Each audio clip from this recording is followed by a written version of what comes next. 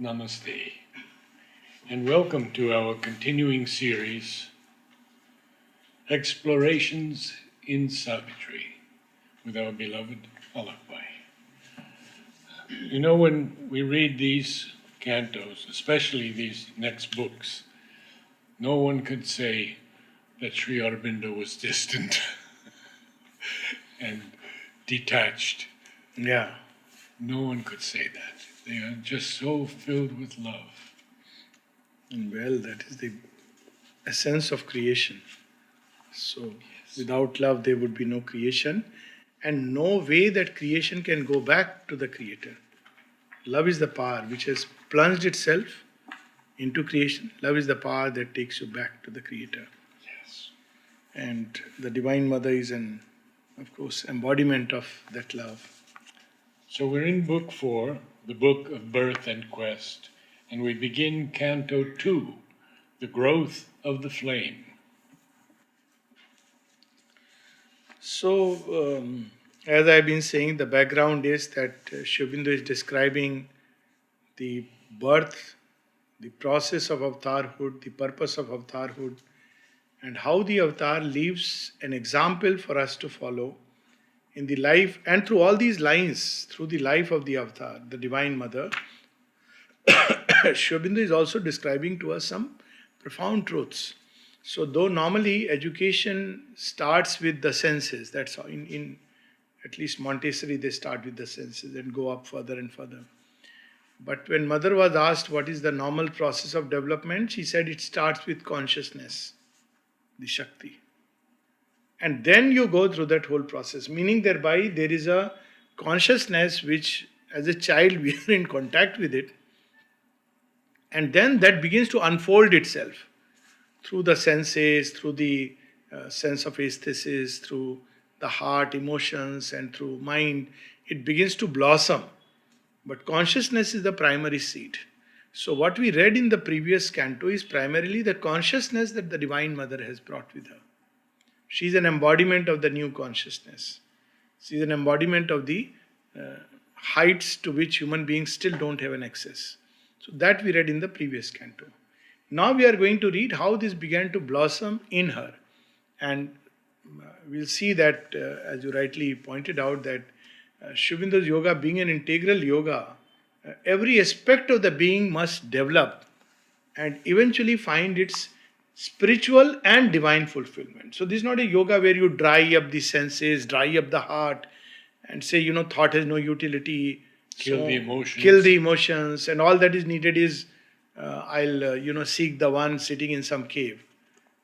So this is not the yoga of that. It's a yoga where every aspect of human nature must find its true fulfillment. Right now it is ignorantly seeking. And that's what we are going to see through the lines. And the growth of the flame. Yes. Savitri is the flame. Flame child. She has come and she is how this develops.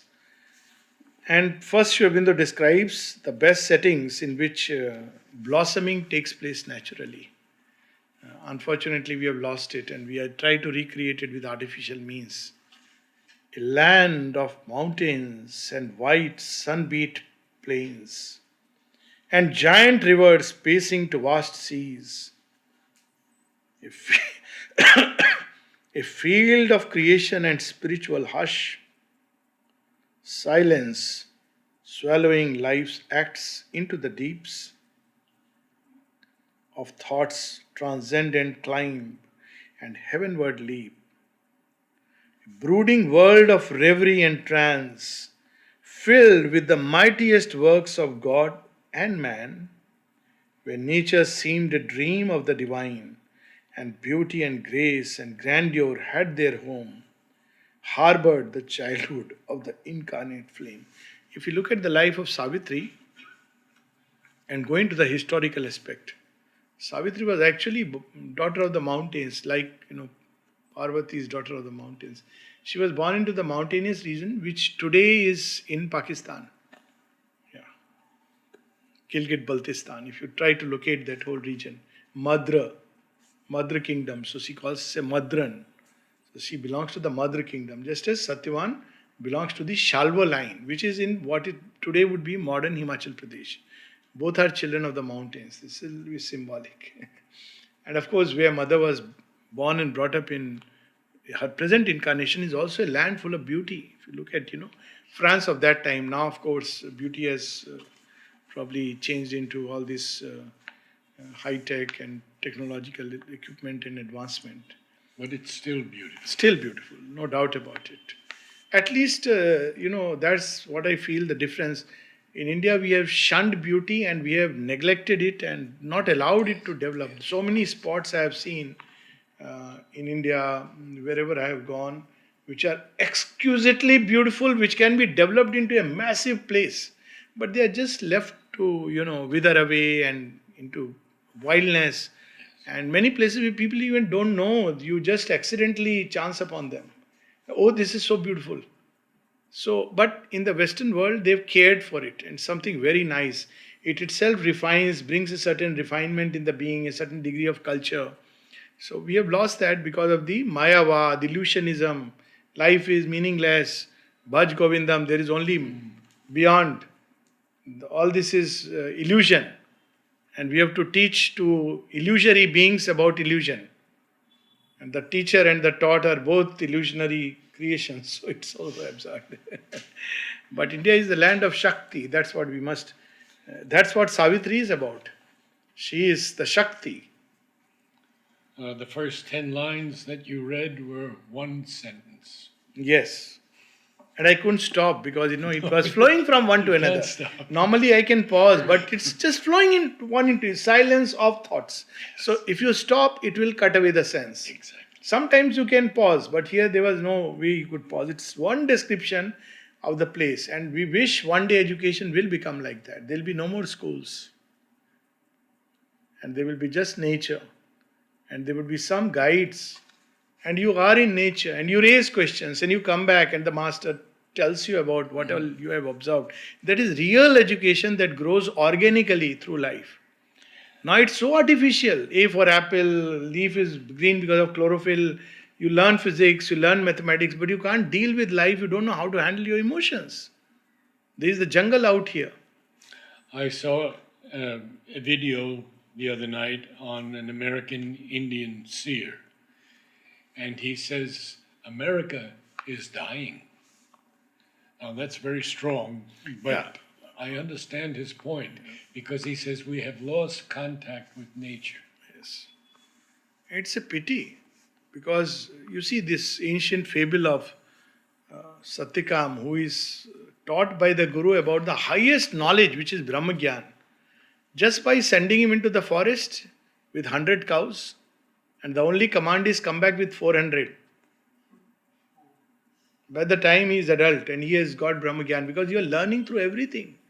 Everything teaches. You need not know its scientific aspect, but very intuitively a knowledge will come across, and like that movie Blue Lagoon, which very intuitively many things will develop in you. And of course, best is like the Gurukul, if you have a Guru there, master there, and few of those who have gone through that process who can help you to grow up and understand. But The great Luther Burbank, who lived in California, had gone so deep into nature that in a line of 10,000 seedlings of plum trees, he would pick out the 2 that would be superior, just walking down the line. amazing. So, even fragrances, mother says you can separate them. Yes. And through the fragrance, you can connect with the soul of the species. Yes. So, right now, we see the flower. We hardly notice the fragrance, what it means, how they mix, how they blend, how they match. Everything is a whole world which we don't know, because but that's the real world. We are disconnected. Human beings have a fragrance, or the lack of it, or the perverse of it. And you can know the nature of a person just by the smell. Yes. Unfortunately, people have learned even to mask it through perfumes. But you can know an approaching illness just by the smell. Mother said, it is largely the fragrance of the flowers that made me begin to name them. Yes. So it's a whole world which we are disconnected with. So I think education will truly begin in the real sense one day when all the classrooms will be dismantled. And I think it is moving in that direction. That's why she named the last school, one of the schools in Auroville. Over her vast millennial influences, we know about this story of the mother where she would, from the age of 5, very early age, she would come in contact with many of these beings. At one place, mother says, of course, she speaks about the masters, but at another place, she says in the agenda, she says, my child, I know all the gods of all the religions. Yes. At different points of time, they came in contact with her. So when we speak about millennial influences, now look at this line so pregnant with meaning. What is a millennial influence? Our influence, an average person says, maximum extending to his immediate field of work over few children. That too now, thankfully, children are freed of these influences. Okay, family, maximum. And after a lifetime, we become a photo frame. Okay, after some time, that is also gone. But what is this influence which can carry on for thousands of years? A Krishna, a Buddha, a Christ. This is millennial influences. And he says, over her watch. Millennial. Because they knew this is the protecting her. summoned child. We have these stories in the Purana. Summoned child. Yes. Gods are watching. These great masters are watching. So when we speak about Sri Aurobindo is no more there, we are being so stupid. Millennial influences. He would continue for the next God knows till the earth is transformed, because they are not embodying. So she is an embodiment of a force, a consciousness that all the gods have come down and they are watching. Oh, here is the summoned child. And the deep Godheads of a grandiose past, there it is, looked on her and saw the future's Godheads come, as if this magnet drew their powers unseen. So we have this story of the mother where she would sit and all these gods would come when she would meditate. What is this new Leela? They must be wondering. And they would come and sit, and mother describes so semi-humorously, they would sit there all on the ledge. Because the divine mother is there. Human eyes can't, because we see only the external. But the gods see, the masters see. So many stories. Abdul Baha recognized in her. So he says, you take over my sect. And she says, no, this is not my work. Rabindranath Tagore wanted her to come to Shanti Niketan. No, that's not my place. So, millennial influences, they are watching over her. And like a magnet, she is drawing these powers. Earth's brooding wisdom spoke to her still breast, mounting from mind's last peaks to mate with gods, making earth's brilliant thoughts a springing board to dive into the cosmic vastnesses. So you see, when a child is born, he is born with wonder. So everything is wonderful and he wants to know about everything. Steps in classroom education to make us more and more dull, till that wonder is lost, because we have all the answers and none of the answers is the complete truth. But we walk with a degree, and that's why academic people are the most difficult people, because they harbor this illusion of knowledge. So this is what classroom education normally does, that I know because I have read in my MA this course. And it becomes rigid and fixed. You hold on to it, not realizing that if you want the true knowledge, you have to break free from all this system. And so here it is that, use the earth as a pedestal. Look at a new way of looking at earth. We read about it in many of the scriptures. As a child, I grew up reading Prithvi Hamari Mata, the earth is our mother and goddess. So every time there would be a lot of heaviness and darkness upon earth, Asuric forms, the earth will go as a goddess to pray to the divine for intervention. So a simple child believed it. Then education taught me, no, it is just matter. It is not a goddess. So it is not a goddess, so I started throwing plastic here and there. It's just matter. Then again I am learning that she is a goddess. So wonderful. We have to learn it, but through a very twisted way. But that is the intuition she is having, that earth. So she is looking beyond earth's brooding wisdom. There is a wisdom that broods in earth, which we can see if we look at, today itself we were, talking casually that look, the temperature here is such and temperature there in Delhi is such. And if you take this whole earth, just the variation, you will develop a wideness of consciousness at a given point of time. There are so many different states of consciousness simultaneously existing, even most materially in the weather upon earth. So leave aside the psychological states and seekings and emotions and everything, and it's a whole world to explore. The knowledge of the thinker and the seer saw the unseen and thought the unthinkable. So it's very interesting that there is a difference, first of all, between the thinker and the seer, and most of us are really unable to make, and it's a pity that in academia, Sri Aurobindo is looked upon as a philosopher. And when somebody says, I say, in the land of India, you must know at least the difference between a thinker and a seer. But the wisdom has to use words to embody. Words are an embodiment. But when we use thought to climb is one thing. And when we have the knowledge and use thoughts to express, it's quite a different thing. It's like two different modes. It's complete reversal. So here he is using a very interesting phrase. The knowledge of the thinker and the seer saw the unseen and thought the unthinkable. How do you think the unthinkable?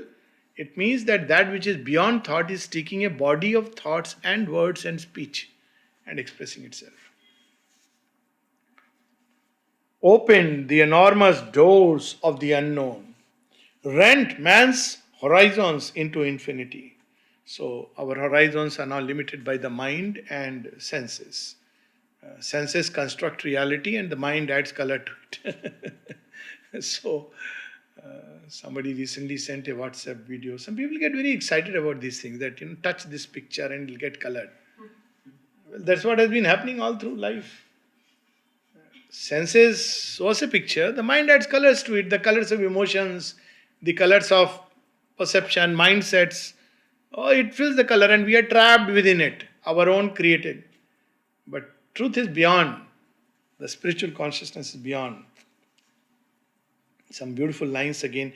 A shoreless sweep was lent to the mortal's acts. She was doing the same things, but she was doing it differently. Somewhere it is said beautifully that the spiritual man does not do different things. This is an old world idea. Oh, a spiritual man will sit like this, walk like this, talk like this, even dress like this. But this has nothing to do with spiritual man. The Gita has already clarified it. What is the difference? The spiritual man does the same things but does it differently from a different consciousness. So, look at the mother. She wore every kind of dress. She played tennis.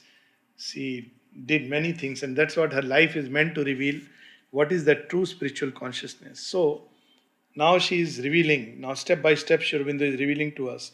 And art and beauty sprang from the human depths, nature and soul wide in nobility. So art and beauty can spring from sight. That's how all artists start. You look at a form and reproduce the form. It's the basic training. But it's not about form. There is something else. The purpose of art, Sri Aurobindo says, is to reveal what nature hides. Now, how to do it? That's where the artist's genius goes. So, art, why? The soul, it's springing from the depths, the sense of art, the sense of beauty. Our sense of beauty is very conditioned. But art and beauty sprang. I had an interview with a young lady the other day who's an artist, rather famous artist now in Oroville now. And she said, I don't want to think about form anymore. I simply want to ask Sri Aurobindo and Mother to come through and let something happen on the palette. Yes. So here it is springing from the depths, art and beauty. And therefore he says, soul and nature, wide in nobility. So you are seeing in nature that which is hidden to the mortal eyes. That's why but there is another kind of art, very dark art in the name of realism. One hand is cut and put there, and the other head is posted there. In modern art, suddenly you'll see a big eye and a horse, something. Abstract art, you keep putting your meaning in it. It is destroying form, but in a dark way. But look at mother's pictures and paintings. I mean, some of them sketches are amazing. Simple, the sketch of a cat or a vase. I mean, it's just unimaginable. So that's what it is. Ethics, the human keyed to imitate heaven. We don't know the law of truth, the dharma. So until then, we have to use some provisional scheme. So it is keyed to imitate heaven. So how does it imitate? Right and wrong, good and bad. But the true sense comes only when we are in contact with the higher truth. Then we know what really is good and bad and right and wrong from the divine standpoint.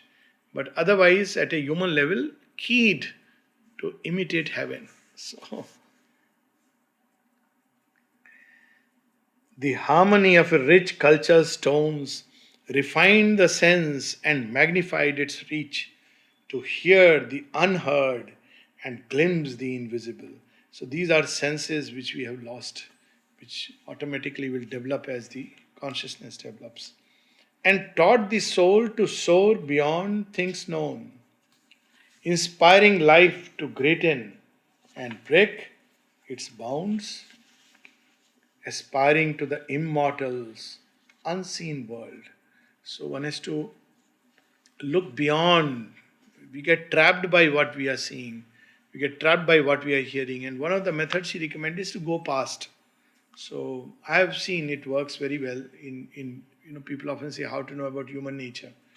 So because this is my field. So what I have seen is don't go by any appearance, including what one is speaking, saying to you. Just stay quiet and let all this happen. After a while, all this outer picture will become blurred and it will be irrelevant. So you will go deeper into the person's consciousness. And if you just persist, you'll go still deeper into the core. So it's very interesting. I mean, it's an exercise, and you can do it with everything, with flowers, with earth, and you get to see something much deeper, which is hidden on the surfaces of life. Carry on. Leaving earth's safety, daring wings of mind bore her above the trodden fields of thought, crossing the mystic seas of the beyond, to live on eagle heights near to the sun. There wisdom sits on her eternal throne. So often we'll see the word eagle. It is used whenever we talk about divine wisdom, though there is a place where he also speaks of the eagles of the precipice, which is in its shadow. But generally eagles. So why? Because eagle's vision is, at one place the mother also speaks about it. If you see eagle can see simultaneously front, below, and in 1 second everything it's like a comprehensive vision. And that's how it dives with such an accuracy when the fish is going to emerge and picks up. So it's a comprehensive vision. So that's why the eagle peaks, from where you can see things in their totality, not in their bits and parts. And that's why that is the throne of wisdom. So wisdom sees things in its totality. There wisdom sits on her eternal throne. All her life's turns led her to symbol doors, admitting to secret powers that were her kin. Adept of truth, initiate of bliss, a mystic acolyte trained in nature's school, aware of the marvel of created things, she laid the secrecies of her heart's deep muse upon the altar of the wonderful. Her hours were a ritual in a timeless fane. Her acts became gestures of sacrifice. Yeah, so beautiful lines which are revealing her inner state. Yes. Leaving earth's safety, daring wings of mind, bore her above the trodden fields of thought, crossing the mystic seas of the beyond to live on eagle heights near to the sun. So, what is safety of the earth? We are taught that no, don't think too much about all these high things, they are meant for old age. Right now, you should think only of practical, pragmatic things because that's what is going to earn your bread and butter. So eventually, we are not satisfied with bread and butter. So after we have earned the bread and butter, I don't know, no, not now. You should also get jam along with it. And after you have started getting the jam, then you want those, what is that, chocolate spread and cheese. So ultimately, the bread and butter keeps on increasing and there is no end. By the time all the cheese and the chocolate spread is accumulated all over your body, then you can't think and go beyond earth safety. So earth safety, but that's how we are taught even in houses. And what is sad is Indian homes, which should instinctively teach us to, look up to the beyond. But no, this is important. First. Now this first keeps becoming first. And the other thing is last.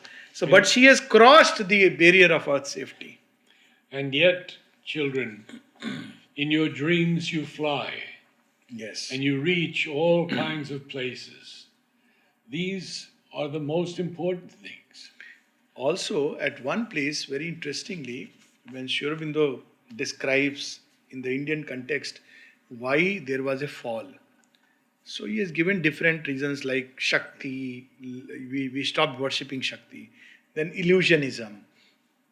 At one place he says, how to regain it? He says by the same process, by reversing the process through which we lost it. So what is the process? He says we have become scared of thinking. We are afraid of thinking. So everything we want ready-made. But we must challenge everything now. We should start with that. Challenge everything. Don't just blindly accept. Challenge everything and start going deeper and deeper. So then he says that our ancient forefathers swam in a sea of thought. They are not afraid of thinking. We are afraid of thinking. And sometimes we even discourage thinking. Jada mat soch. Papa ne bol diya hai bas. Father's truth is ultimate truth. Till one day the child has to say, आप क्या ज्ञान में रहते हो? Mahagyani, are you the person endowed with wisdom? Children have not started, but one day they are going to say this. Like when children, parents, I have heard a child say, when, no, you must get married. So one of the child asked the parent, child means grown up. What did you get after your marriage? Are you happy? Now, you are nonplussed. So the parents are looking and tells me, see, this is the situation. I said, it's a correct situation. It's already happening. Yeah, it's happening. I'm saying something which I saw in front of my eyes. So I had to say like this, that but what she's saying is true. She's saying something false. So you have to discover new ways. It's not about for or against marriage, but you have to discover a new way to be. And that's where we have to think, to allow thoughts to go beyond. And Sri Aurobindo speaks that he studied more than any scientist. Yes. But we are given these borders and limits beyond which you cannot. That's why sometimes travel helps a lot. In ancient times, the children at a certain age were asked to go around the country and see Deshatan. So I often advise parents after 15 or 16, you send your child alone to some place or some places. Okay, you have to take care that, where you are going, staying, but you must explore the world. And you grow up so much. Even if you go within India, 4 different places, you will discover, oh, I thought this is the best. But there's so many ways that people live. And each is valid in their own right. And then, of course, if you travel around the world, it expands your mind and prepares you for the psychic emergence. Because, as he says, you have to discover something which is beyond the context of your birth.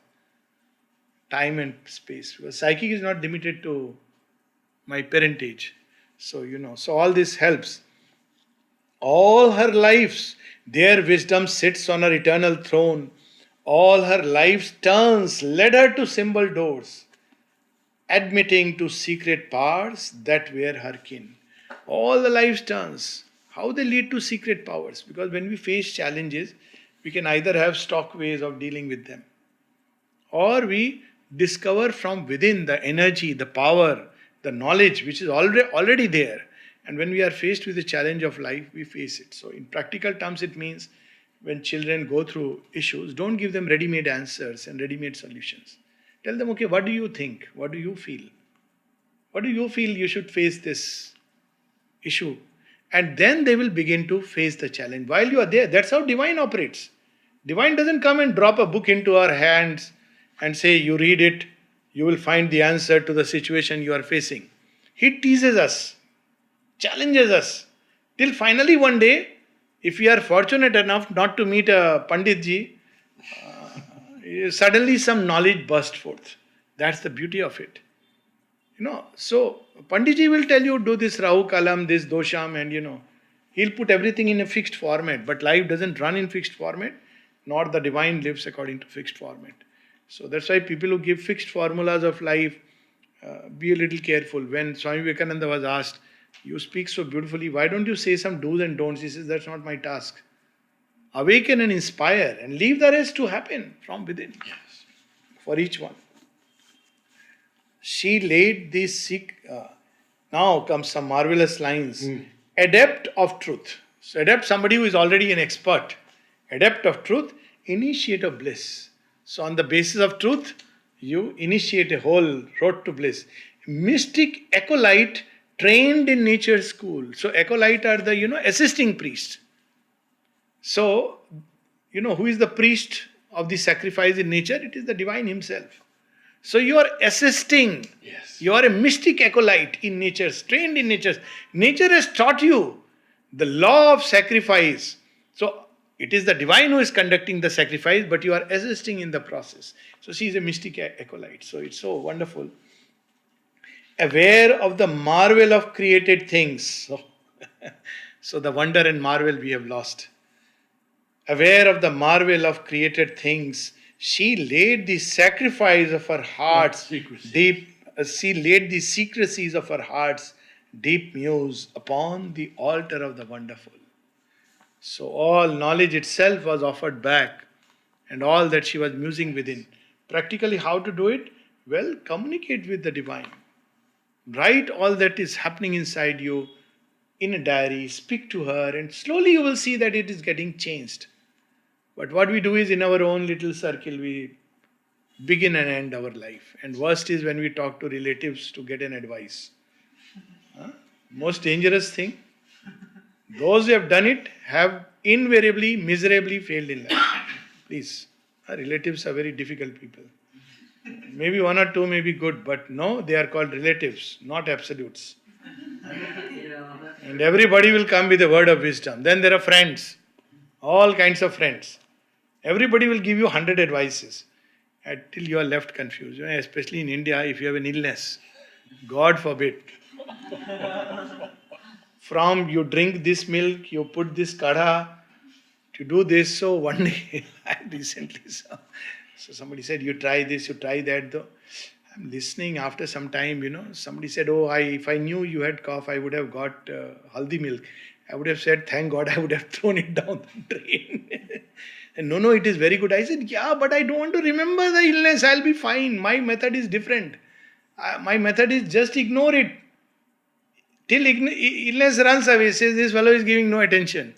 The body has the power to heal. But there is a constant reminders from here, there, and God forbid if a doctor friend is there, please get checked. It could be pneumonia, nothing short of big words. So, this is, you discover, when you offer to the divine, it comes manifold.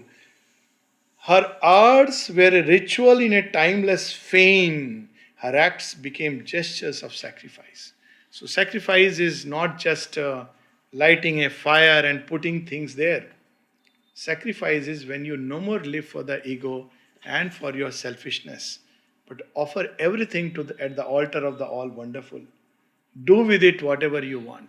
Yes. That is sacrifice. So her acts were that. Her acts were not done for any selfish, egoistic purposes, if you want to put it practically, but done as an offering to the divine for the sake of the divine. In a timeless fane. Yes. The fane is a little grotto. Yeah.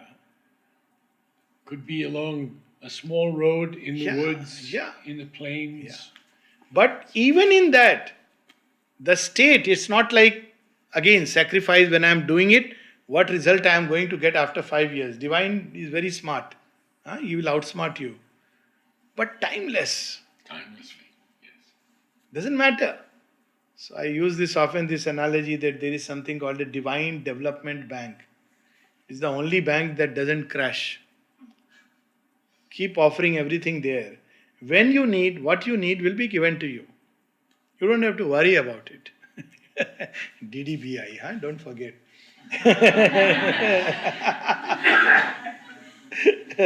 You can use the word I for India or international. But it is DDB, Divine Development Bank. It's given with fully developed. So you put some paper money, it comes back as gold coins, That's the beauty. But only when you need and what you need. There is no other. Law of desire doesn't operate there.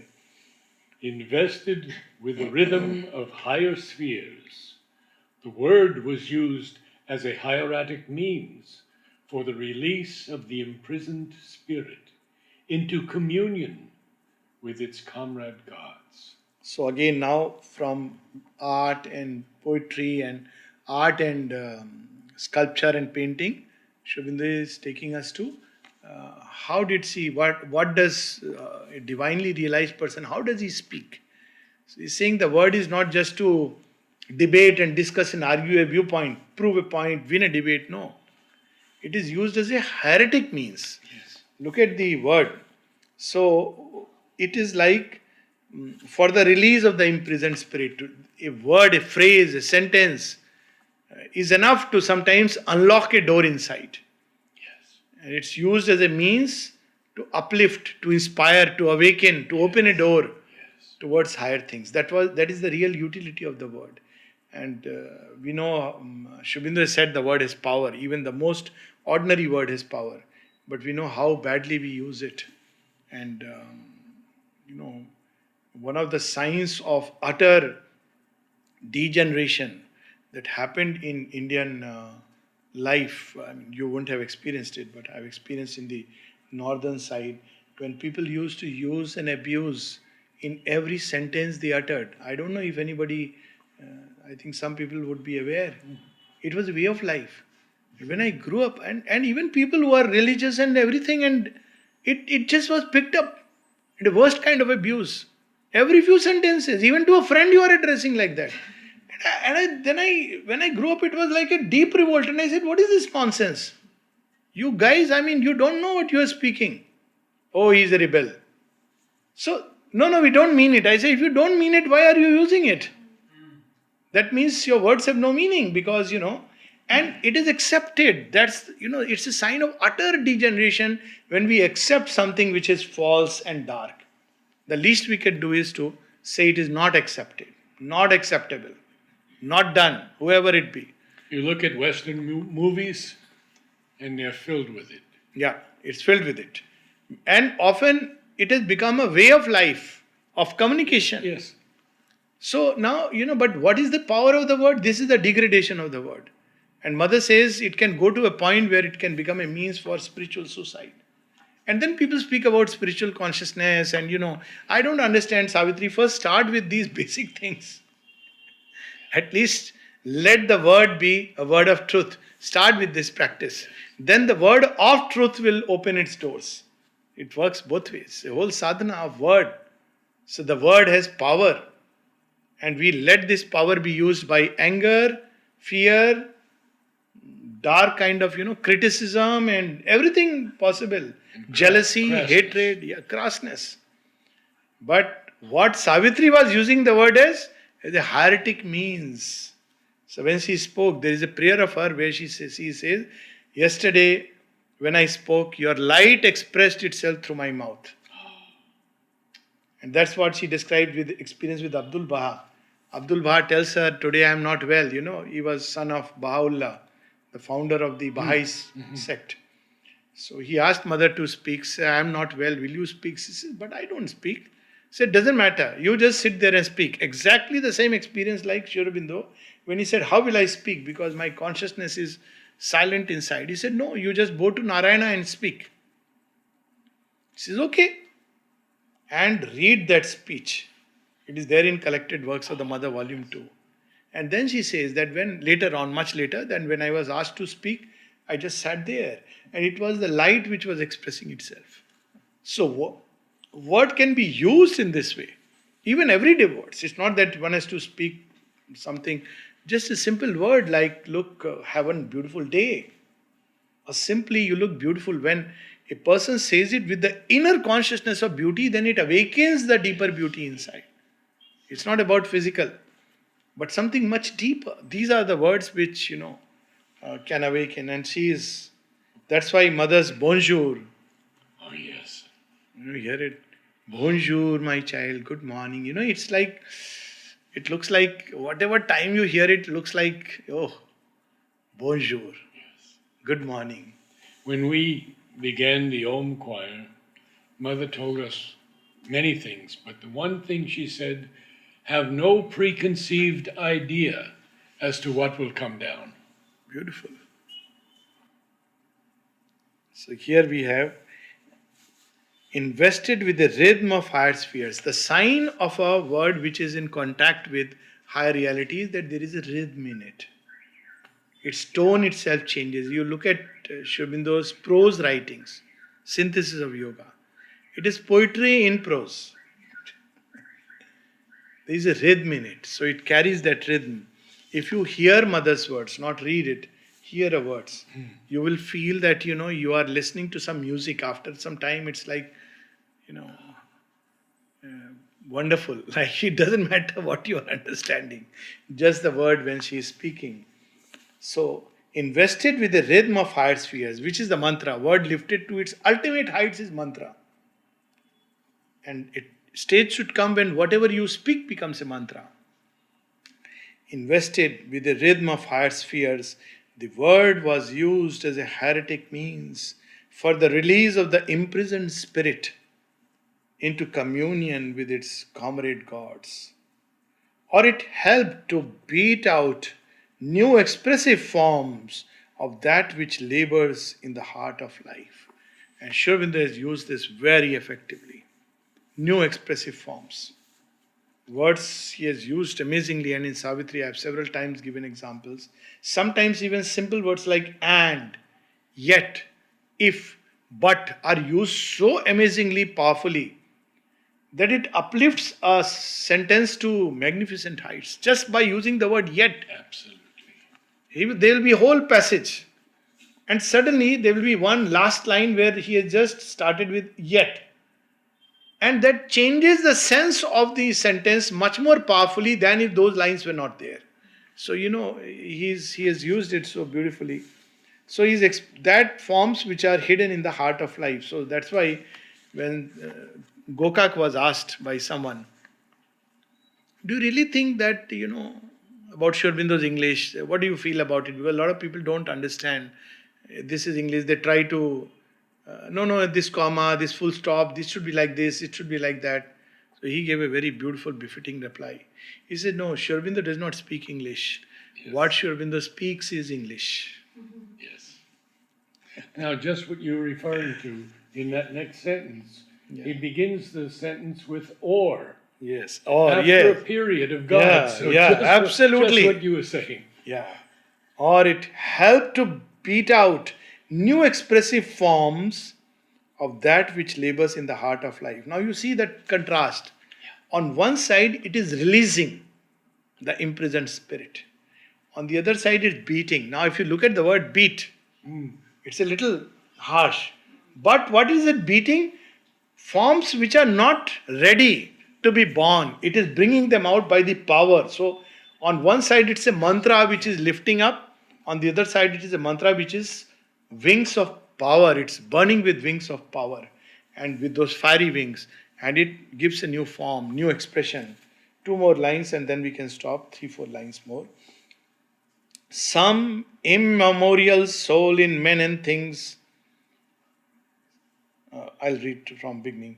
Or it helped to beat out new expressive forms of that which labors in the heart of life, some immemorial soul in men and things, seeker of the unknown and the unborn, carrying a light from the ineffable to rend the veil of the last mysteries. So, one of these words, which immemorial things, which is there within us, but it is falsified, is there in the Upanishads. One of them is Soham Asmi, He am I. Now, this is an immemorial truth, we have forgotten, but we have distorted into yes, this is me. But this is me is not just this little me. Soham Asmi. I am that. There is, Isha Upanishad that is there, and Sri Aurobindo translates it beautifully. That and this, there is no difference. He am I, Soham Asmi.